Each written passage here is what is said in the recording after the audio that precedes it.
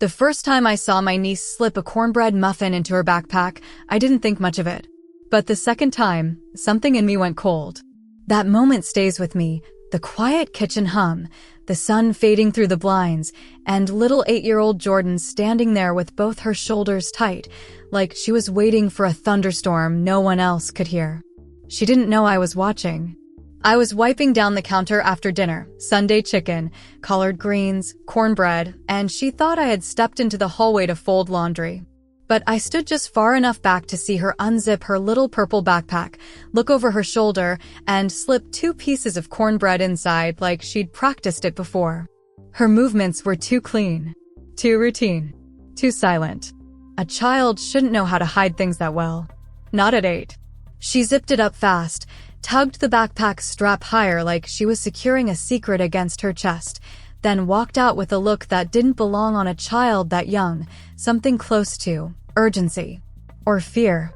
I didn't say anything right then. Not because I didn't care, but because something in her small, determined face told me this wasn't the moment. Some truths require quiet footsteps. Some pain needs to be approached slowly. And Jordan, well, she'd been carrying something for a long time. I just didn't know what yet. Before everything unraveled, my life was simple in the kind of way that makes you forget how quickly things can tilt. I'm 42, divorced, but peacefully so, working as a home healthcare aide for 2 elderly clients in our small southern town. Most days are gentle. I wake before sunrise, heat up oatmeal, pack my lunch, put on my uniform, and drive down Magnolia Street with the windows cracked so I can hear the birds waking up. The kind of quiet many people pray for. I never had children of my own. Not by choice, just by circumstance. Life had a way of drifting sideways on me. But I loved being an aunt. And that's how Jordan and her 2 younger brothers came into my story, not as burdens, not as responsibilities, but as blessings wrapped in crooked smiles and sticky hands. My sister, Leah, was their mother.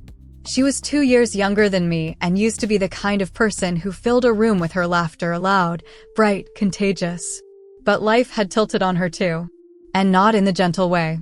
I wish I could say I saw the signs earlier. That I knew how deep she'd gotten into her addiction before everything fell apart. But I didn't. Addiction is like a slow leak in a boat. You don't notice it until the water reaches your knees. For months, Leah had been dropping the kids off at my place a little too often. Auntie May, can you keep them tonight?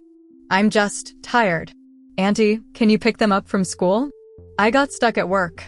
Auntie, I'll get them tomorrow. I promise. I believed her. Because that's what older sisters do. We hand out grace like water, thinking we're doing the right thing.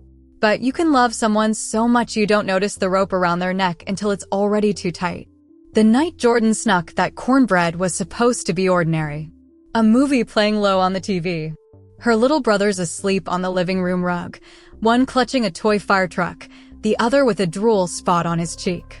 The smell of Sunday dinner still drifting through the house. Jordan sat at the table coloring quietly, her small fingers gripping the crayons too tightly, pressing harder than kids usually do. But she'd always been a little serious for her age, always taking on too much, always watching. Her eyes were old.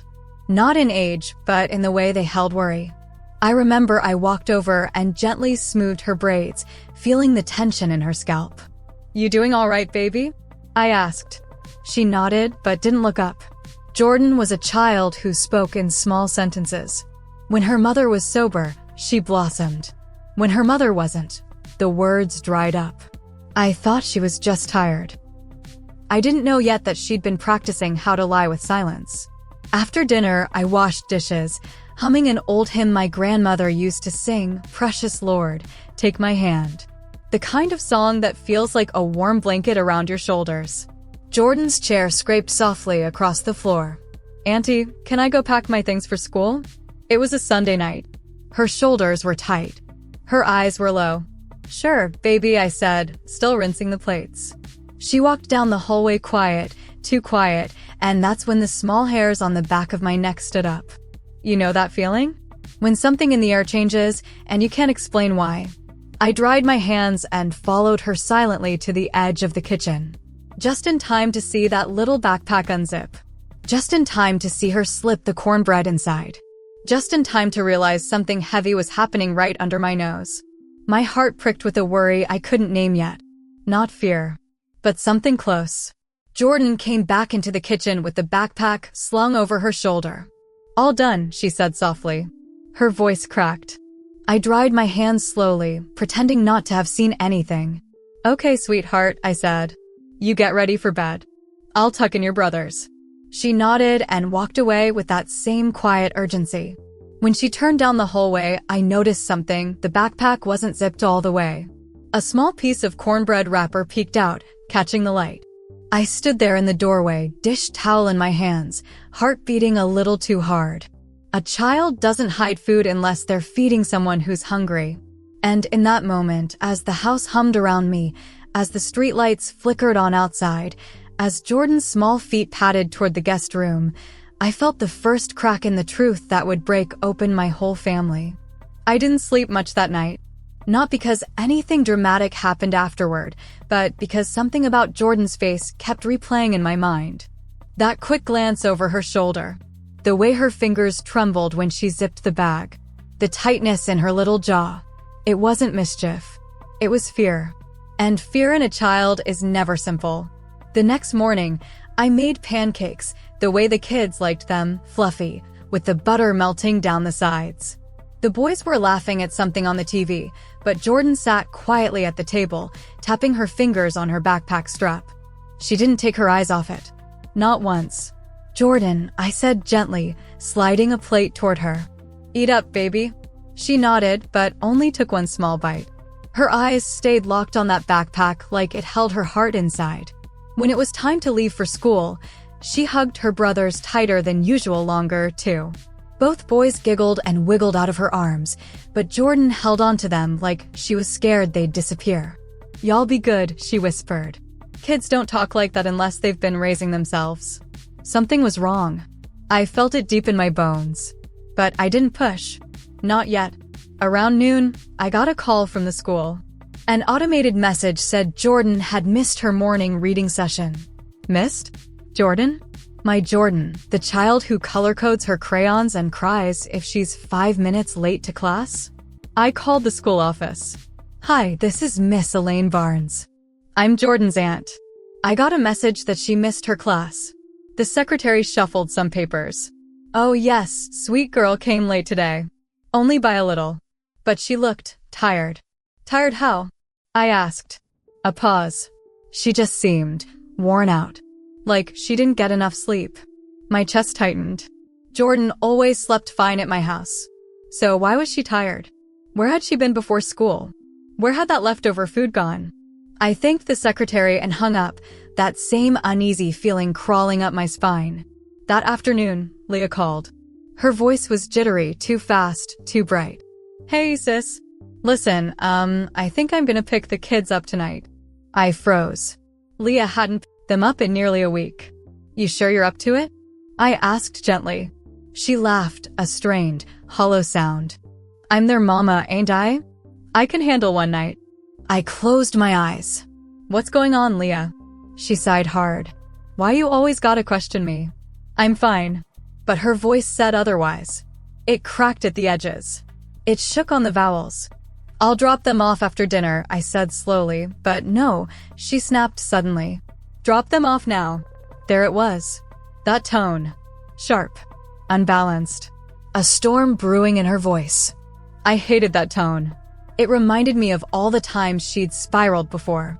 "I'll bring them at 6, I said firmly. She hung up. Just like that.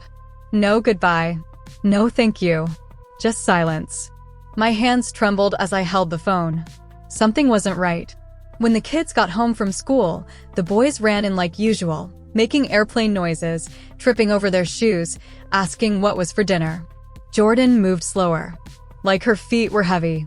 "Baby," I said softly, kneeling beside her, "you sleep okay last night?" She nodded, but her eyes were distant. "Jordan," I said again, lifting her chin gently. "Talk to me, sweetheart." She looked past me, toward the back door. "I'm fine," she whispered. But her voice broke on the fine. I noticed her backpack bulging again. Did you bring home schoolwork? I asked carefully. She froze. No, she whispered too quickly. Just stuff. Stuff. Children don't lie with their mouths first. They lie with their eyes. And Jordan's eyes were swimming with something she didn't have words for. I stood up slowly. Baby, why don't you go wash your hands for dinner? She nodded and hurried off, too hurried.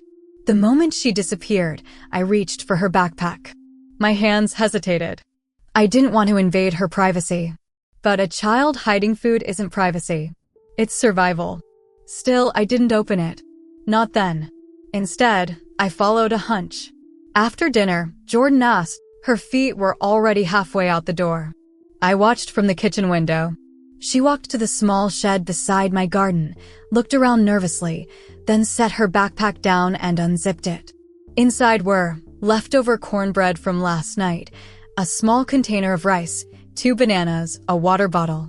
My breath caught. Jordan knelt in the shed and pushed the food behind a stack of old crates, hiding it carefully, almost ritualistically. Then she whispered something I couldn't hear. It broke me. When she came back inside, she smiled at me too wide, too forced. All done, she said. Her voice was shaking. I knelt down slowly. Jordan, baby, who's the food for? Her mouth parted slightly. Her eyes darted. Her chest rose too fast. She stammered. Then the tears came. Not loud, not dramatic, but soft, shaking, terrified tears. She pressed her face against my shirt. Auntie, she choked out, I have to take care of them. My heart stopped. Take care of who? She sobbed harder. Her little hands clung to my waist like she was drowning. Auntie, they're hungry. My throat tightened. Who's hungry, baby? I whispered. She lifted her face, eyes red, cheeks shining with tears, and whispered, Eli and Marcus. Mama left them home again. Her little voice cracked open the truth, a truth I hadn't dared imagine. Her brothers had been home alone, hungry, waiting for her. Jordan wasn't sneaking food. Jordan was saving them. My knees weakened. My breath hitched. And a part of my heart I'd guarded for years cracked wide open. This wasn't just a suspicion anymore. This was the beginning of the storm. The one that would pull my whole family into the light. Jordan's confession echoed in my chest like an alarm bell I couldn't silence. Mama left them home again. They were hungry. Those words turned the whole room colder. I cupped her face gently. Baby, how many times has this happened? She shook her head. Leaves. I don't know where. But Eli cries when he's hungry, and Marcus, he don't talk much anymore. Her small body shook with guilt that never should have belonged to her. I tried to make sandwiches, she whispered. But Mama, she ate the bread. A deep ache shot through me. Jordan wasn't hiding food for herself. She was feeding her brothers because their mother, my sister, had slipped so far into addiction that she wasn't taking care of them. I swallowed hard, steadying my voice. Baby, why didn't you tell me sooner? Her breath caught. Because Mama said, if I tell on her, they'll take us away. My heart cracked. And then we won't be together, she whispered. There it was. The fear that held her prisoner. The reason she'd been carrying the weight of an entire house on her little shoulders. I wrapped my arms around her. No one is taking you away, I whispered. Not if I have anything to say about it. But inside, I knew things were about to get complicated. Very complicated. I didn't call Leah that night. Didn't scream. Didn't ask her why she had pushed motherhood so far aside. Because I already knew the answer. Addiction is a beast that eats everything: love, trust, family, and leaves the bones behind. But that didn't excuse what she'd done. The next morning, I drove the kids to school early. Jordan clutched her backpack close to her chest like armor. Her eyes kept drifting toward the back seat where her brothers slept, still rubbing dreams from their eyes. I kissed them goodbye and headed straight to Leah's house. My hands shook the whole drive. Not from anger, from fear. A fear I'd been pushing down for months. A fear that maybe, just maybe, my little sister wasn't capable of raising her kids anymore. When I pulled into her driveway, trash was scattered across the porch. The curtains were drawn, though it was nearly noon. A sickening dread crawled through my stomach. I knocked. No answer. I knocked harder. Still nothing. Finally, I tried the door. It swung open. With a long, groaning creak. The smell hit me first. Rotting food. Dirty laundry. Something sour I couldn't place. The living room was a mess, clothes thrown everywhere, empty bottles on the coffee table, toys scattered across the floor like abandoned hopes. "Leah?" I called, my voice trembling. "It's me." A soft groan came from the back room. I stepped carefully through the mess, my heart beat loud in my ears. When I reached the bedroom, I froze. Leah was slumped on the bed, half covered by a blanket, hair matted, eyes glazed over. Her skin was pale and her lips cracked. It was like looking at a ghost of the sister I once knew. She blinked slowly, barely focusing on me. "WH, what you doing here?" she mumbled. My heart broke and hardened all at once. "Where were you yesterday?" I whispered. The kids were alone. Again. She stared at me blankly, like she was trying to remember something that had slipped out of reach. I was tired. "Leah," I said, falling to my knees beside her bed, "your children are hungry. Jordan is taking food from my house to feed them. She's scared. They're scared." Her eyes flickered with something, a spark of shame? Or denial. She tried to sit up but wobbled. "Don't act like you perfect," she snapped weakly. "You always think you better than me." That cut deep. I steadied my voice. "This isn't about me. This is about your babies." She pulled the blanket over her face. "I can't do this right now. I'm tired." "Leah." I tried again. "This is serious. You need help." Her voice cracked, raw and defensive. "I don't need help. I just need a break. One break." I am trying. But the room told a different story. Empty bottles told a different story. Her children's hungry stomachs told a different story. I stood up slowly, my hands shaking. "Leah, I have to take them." She jolted upright, fury igniting in her eyes. "You touch my babies and I swear, they're starving," I said softly but firmly. "Jordan, she's a child." Leah's anger collapsed. Her face crumpled. She started sobbing, ugly, broken sobs that shook her whole body. I didn't mean to. I didn't know what to do. "I feel so lost, Elaine. Everything hurts." I sat beside her, my chest aching. "Then let me help," I whispered. "But you have to let me." She pressed her hands over her face. "I'm scared," she whispered. "If they take my kids, I'll have nothing." Her fear was real. Her pain was real. But so was the danger. I took a deep breath. "I'm not calling child services. Not yet. But Leah, if you don't get help now, I will, because those kids can't live like this anymore. They can't survive it." She nodded slowly, trembling. "I'll try," she whispered.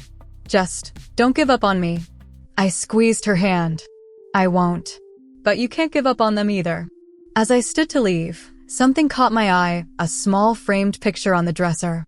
Jordan, holding her baby brother, smiling wide, except her shirt was dirty. Her hair uncombed. Her smile forced. Behind that smile lived exhaustion. I lifted the frame, feeling a weight in my chest. This wasn't the only time she'd been feeding them. This had been going on for weeks. Maybe months. I set the frame down gently and whispered a promise only the walls could hear. "Your babies will not go hungry again. Not on my watch." When I left Leah's house, the sun was bright and unforgiving. The world felt too loud. My hands trembled on the steering wheel. I sat there for a long moment, staring at nothing, breathing hard. I realized this wasn't just a family problem anymore. This was a turning point. A decision. And I knew what I had to do. I was going to fight for those kids. All 3 of them. Even if it meant breaking my sister's heart. Even if it meant stepping into a storm that could tear us apart. Because some storms are worth walking into. Some battles choose us. And this one had chosen me. The decision: ride home. Not guilt, but a deep, steady resolve. I wasn't going to let those babies go hungry again. Not one more night. Not one more hour. When I got home, Jordan was sitting at the kitchen table, legs tucked under her, swinging gently, waiting for me the way children wait when they don't know whether the world is about to get better or worse. Her eyes lifted when I walked in. "Auntie, is Mama okay?" she asked, voice quivering. I forced a soft smile. "She will be, baby." But right now, I sat across from her, taking her hands gently. "I need you to trust me." She nodded slowly, though fear flickered in her eyes. "I'm gonna help Mama," I continued, "but I also need to make sure you and your brothers are safe. All the time." Jordan stared at me for a long moment. Then, with a trembling exhale, she whispered, "Please don't take us away." Her words hit like a punch to the chest. "Sweetheart," I said, pulling her into my arms, "I'm not taking you away. I'm keeping you close. All of you." She held on tightly, like she'd been carrying the weight of the whole house on her tiny back and finally found someone to share it with. Before anything else, I had to make sure those boys were okay. So that same afternoon, I drove straight to their school. I signed them out early, told the front desk they had a family emergency. The secretary stepped aside quietly. She knew enough not to ask questions. When the boys saw me in the hallway, they lit up and ran toward me with open arms.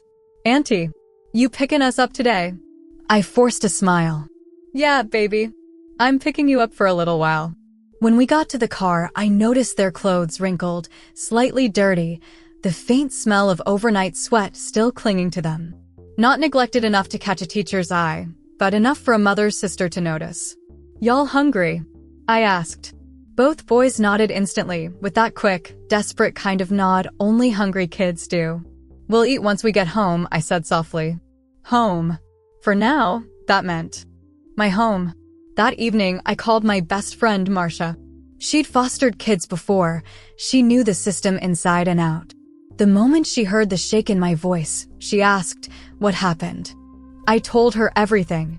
Every detail: Jordan sneaking food, the shed, Leah's house, the mess, the bottles, the smell, the tears, the confusion. There was a long silence on the other end. Then she said, quietly but firmly, "Elaine, you know you can't send those kids back there, right?" My throat tightened. "I know. And honey, you know you can't fix Leah alone." "I know that too. So, what are you gonna do?" I closed my eyes. "I'm gonna try to get temporary custody," I whispered. "At least until she gets help." Another pause. "You ready for that fight?" "No," I said honestly. "But I'm ready for those kids." She exhaled slow, steady. "That's all that matters." I spent the next morning gathering everything I needed: school records, medical records, photos of the kids in my home, clean, fed, safe. Notes of every time Leah had left them with me. Messages she had sent. Even the small things, texts asking me to keep them, missed pickups, strange behavior. I didn't want to tear my sister down. But the court would need proof. Painful, undeniable proof. Jordan watched me from the doorway with wide eyes. "What are you doing?" she asked. I paused, closing the file softly. "Making sure I can take care of you the right way," I said. She hesitated, then came closer. "Will Mama be mad?" My heart squeezed. "She might be, baby, but sometimes grown-ups get mad when they're scared. Doesn't mean they don't love you." Jordan nodded slowly, tears slipping down her cheeks. "I just want Mama to get better." I knelt and wiped her tears. "That's what we're working toward." I knew I had to see Leah again, face to face, before the court order, before the paperwork, before everything exploded into something bigger. I drove to her house that evening after leaving the kids with Marcia. Door was wide open. My stomach dropped. Inside, Leah sat on the floor, surrounded by a mess of clothes, papers, and empty bottles, frantic, crying, pulling at her own hair. "I can't find them," she sobbed. I can't find anything." My heart broke, but I didn't waver. "Leah," I said firmly, "I need you to listen." She looked up at me, eyes wild, face streaked with tears. "I can't do this," she whispered. "I can't be a good mother." "You can," I said gently. "But not like this." She grabbed my shirt with shaking hands. "Don't take them," she begged. "Please, don't take my babies." I cupped her face. "I'm not taking them away from you. I'm taking them out of this, until you get the help you need." She shook her head, sobbing harder. "They're all I have." "And you're all they have," I whispered. "But you can't be their mother from rock bottom." Her crying softened into something hollow. "Don't make me sign anything," she pleaded. My voice steadied. "If you don't get help, The state will take them from both of us. You know that." She froze. The truth hit her like cold water. She looked around her house, the clutter, the emptiness, the darkness, and something in her collapsed. "Okay," she whispered. "Okay, I'll go. I'll get help. Just don't let them take my kids." I wrapped her in my arms, both of us crying now. "I won't. I promise." The next day, I went to the courthouse, filed emergency guardianship paperwork, told the judge everything. He listened carefully, nodding, taking notes. When he stamped the order, the sound echoed like a drumbeat in my heart. Temporary custody granted. The kids were mine, not forever, but for now. For safety. For stability. For love. I walked out of that courthouse with shaking hands. Not from fear, but from the responsibility now resting in them and the storm still ahead with my sister. When I walked out of the courthouse with the emergency guardianship papers in my hand, the cool air hit my face like a warning. That wasn't going to be quiet. Or private. The moment something like this enters the public system, the world starts watching, whether you want them to or not. And in a small town like ours, news spreads like smoke through dry grass. Especially when the flames involve addiction and children. The next morning, I walked into the school with all 3 kids, not as the aunt dropping them off, but as their temporary guardian. It felt different. Heavier. The secretary looked at me over her glasses. "Morning, Miss Barnes. Everything okay?" I handed her Jordan's paperwork. Her eyebrows rose as she scanned the guardianship order. "Oh, I didn't know." Her voice softened. "I'm so sorry, hon." There it was, the first ripple. Empathy mixed with curiosity. Concern wrapped in quiet question marks. Within an hour, the principal called me to his office. He was kind, one of those men with a soft voice and tired eyes. "Miss Barnes, if there's anything the school can do, meals, supplies, counseling, please let us know." I nodded, thanking him. But I could feel it already. The story had begun its slow walk through town. Someone in the office would tell someone else. A teacher would mention something at lunch. And by evening, the whispers would start. Not cruel, not yet, but whispers all the same. By noon, my phone buzzed. "Mama." I closed my eyes before answering. "Hey, Mama." A beat of silence. "Elaine, why am I hearing from Sister Johnson at church that you've taken Leah's kids?" I swallowed hard. "Because it's true. Why didn't you call me?" "I didn't want to worry you." "Worry me? I'm your mother. Worrying about my children is my job." I sat down on the edge of my bed. "Mama, it's bad. Leah's not okay." Her breath hitched. "What do you mean, not okay?" "I mean she's not taking care of the kids. They were hungry. Alone. Jordan has been feeding them from my house." For a long moment, Mama didn't speak. When she did, her voice cracked. "Lord have mercy. I'm trying to help her," I whispered. "I'm doing everything I can." "I know you are," she said softly. "But baby, this ain't gonna stay quiet. You need to prepare yourself." "I know." There was sadness in her voice when she added, "Your sister needs help." But people can be cruel about things like this. And Mama was right. Sunday morning came, and I debated whether or not to go to church. But routine matters to kids, and I wasn't about to hide from the world like I'd done something wrong. So I dressed the boys in their little button-ups, tied Jordan's hair in neat braids, and walked into the sanctuary with all 3 of them beside me. Conversations quieted as soon as we entered. Eyes shifted. Whispers floated. A few people smiled kindly. A few looked like they wanted the whole story right there between the pews. Sister Johnson rushed to my side first, her perfume reaching me before she did. "Oh, baby, I heard about Leah. Bless your heart for stepping up." She squeezed my hand long enough to make sure people saw it. Meanwhile, 2 rows back, Deacon Harris whispered to his wife, not even trying to be subtle. "That's Leah's girl. Heard she's in some sort of rehab." His wife shushed him. Jordan heard. I felt her little hand tighten in mine. We sat in the second row, and Pastor Richard looked at us a little longer than usual before starting the sermon.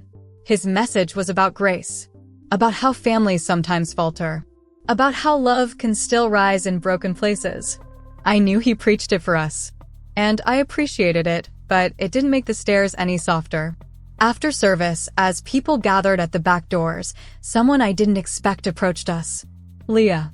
She was wearing sunglasses though we were indoors. Her hair unkempt. Her hands trembling. When Jordan saw her, she froze. The boys stepped behind me. My heart pounded. Leah, I whispered. Why are you here? She lifted her chin, slurring slightly. They're my kids. You can't just parade them around like they're yours. My stomach twisted. Leah, you shouldn't be here. You're not in a good state. She took a step closer, voice rising. You think you better than me? You think you can just steal my babies? Mama, Jordan whispered, eyes filling with panic. People turned, heads tilted. Whispers sharpened into judgmental stares. Pastor Richard approached quickly. Leah, sweetheart, let's step outside, okay? But Leah jerked her arm away. They think I'm a bad mother, she cried. They all think I'm trash. No one said that, I said, trying to keep my voice steady. She pointed at me, hands shaking. You're the one telling lies about me. You're twisting everything. Anger flashed in her eyes, anger born from addiction, fear, and the humiliation of being exposed. Leah, I whispered, please, you're making this harder.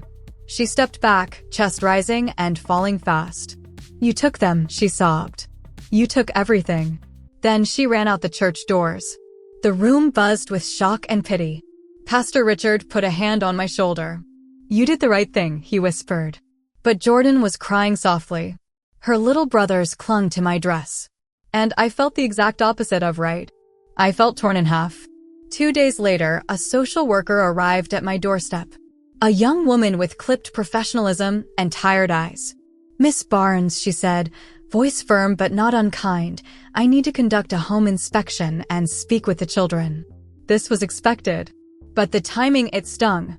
The kids played quietly in the living room while she walked through the house, clipboard tapping against her thigh. She checked their beds, the fridge, the medicine cabinet, the bathroom. She took notes. Then she sat with Jordan. Do you feel safe here? Does your aunt ever yell or hit you? Do you like staying here? Jordan answered softly, but confidently. Then the boys. Afterward, the social worker closed her folder. Miss Barnes, everything looks good. Better than good, actually. I exhaled. But, she added gently, your sister filed a complaint. My stomach dropped. A complaint? She claims you manipulated the situation to take custody of her children. The words hit like a slap.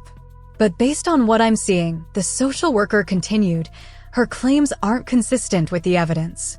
I nodded, throat burning. She's scared, I whispered. But I'm not the enemy. The social worker softened. I know. But be prepared, Miss Barnes. This is going to get harder before it gets easier. That night, I received a call. Not from the social worker. Not from Mama. From the police. Miss Barnes? We have your sister Leah here at the station. She was found intoxicated at a gas station, yelling she wanted her kids back. I closed my eyes. Is she safe? She is now. But she needs help. Serious help. My heart cracked and mended at the same time. This was the public consequence. The crash after the spiral. The moment life forces change. For her. For the kids. For me.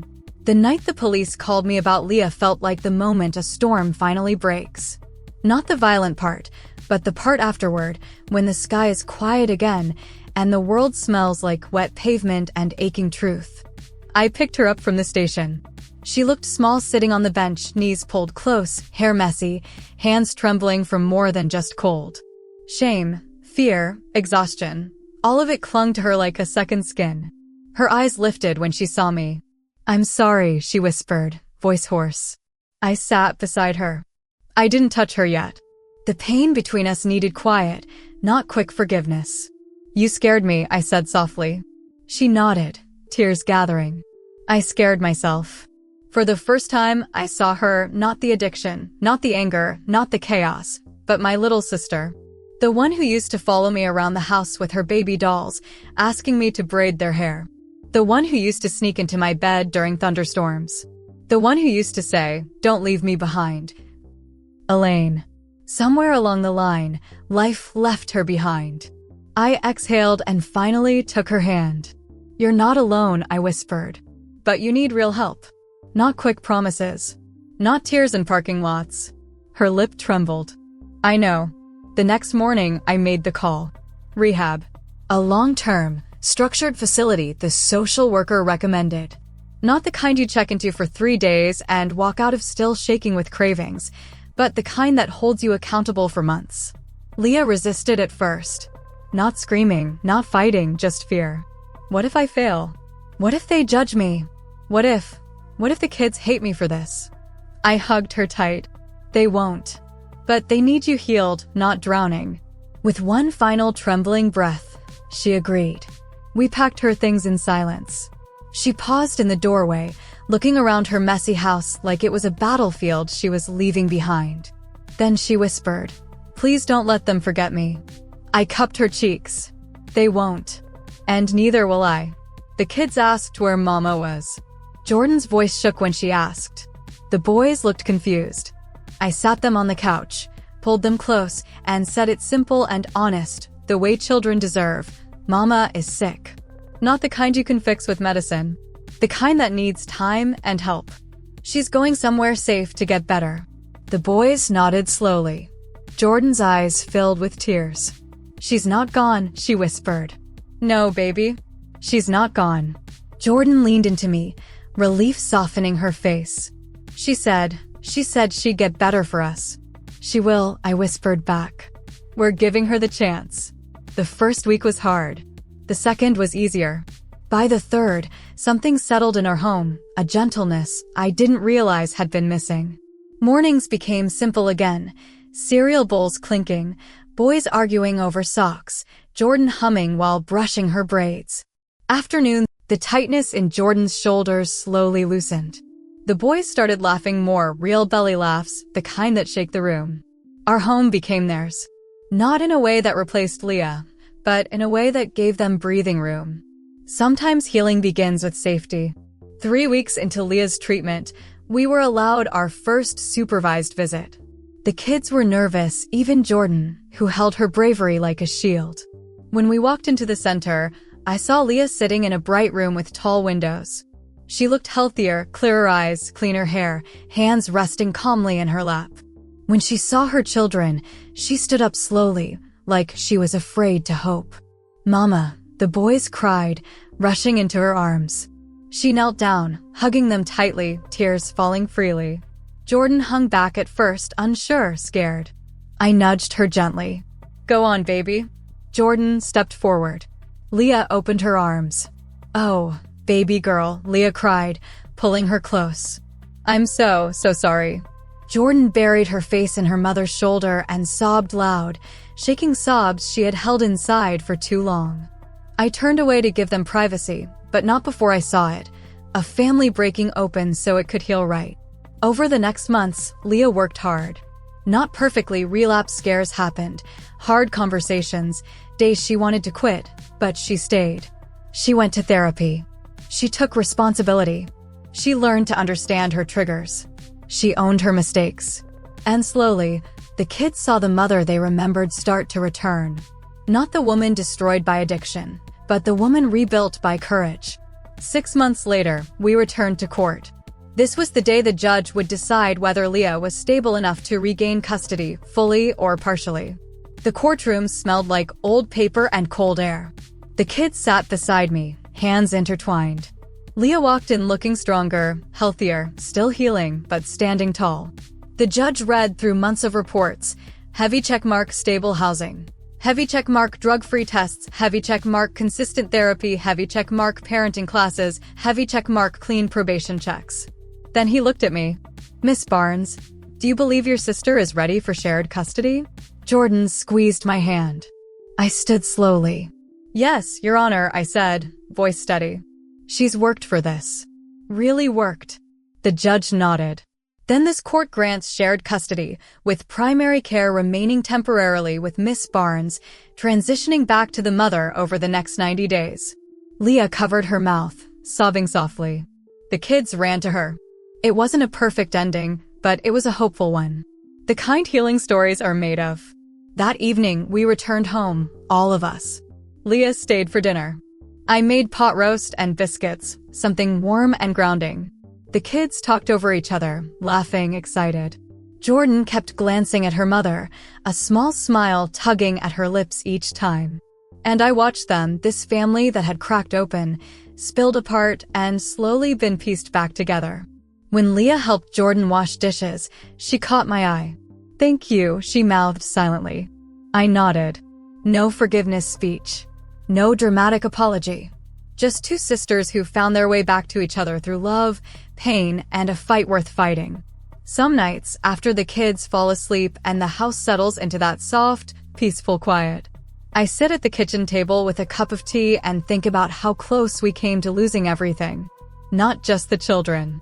Not just my sister. But the bond that held our family together long before any addiction tried to tear it apart. I think about Jordan, her little hands slipping cornbread into her backpack, trying to carry a burden that would break most grown folks. I think about Leah fighting demons she didn't choose, and somehow finding the strength to claw her way back toward the light. And I think about myself, standing at the edge of a storm I never wanted, but stepping in anyway because love sometimes demands courage that doesn't feel like your own. Life didn't hand us a perfect ending. The papers are still filed. The rules are still in place. Healing still takes work, every day. But there's laughter in this house again. Real laughter. There's food on the table, and homework pinned to the fridge, and a mother trying her best to earn back the trust she nearly lost. And sometimes, when I'm folding laundry in the quiet of the evening, I hear Jordan humming in the next room, her brothers giggling on the floor, and Leah washing dishes softly, like she's grateful for another ordinary moment. That's when I know we didn't break. We bent, but we didn't break. And sometimes, that's all a family needs to find its way back. Now I'm going to ask you something, the same way I'd ask a friend sitting across from me. If you were in my shoes, would you have taken those kids in, even if it meant standing against your own sister? Tell me your thoughts in the comments. I'd love to hear your heart. And if stories like this touch you, stories about real families, real love, and real healing, make sure you subscribe for more. I'll be right here each week, sharing a little more truth, a little more hope, and a little more of the kind of love this